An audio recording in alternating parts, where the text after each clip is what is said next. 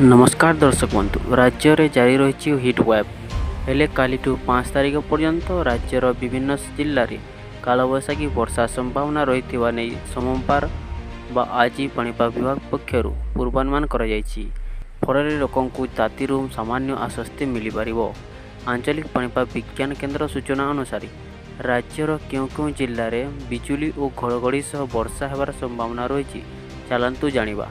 ता पूर्वर वीडियोटी को लाइक करी चैनल को सब्सक्राइब कर दिंतु एवं पाखरे बेल आइकन टी ऑन कर दिंतु।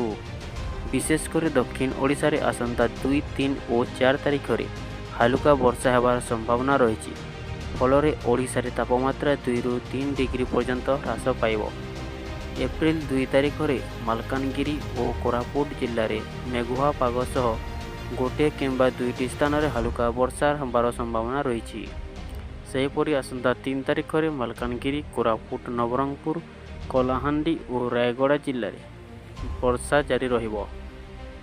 4 तारिख में दक्षिण ओडिशार 6 जिला मालकानगिरी, कोरापुट, नवरंगपुर, कलाहांडी, गजपति और रायगड़ा रे गोटे किंबा 2टी स्थान में वर्षा होबार संभावना थिबा पाणीपाग विभाग पूर्वानुमान करिछि।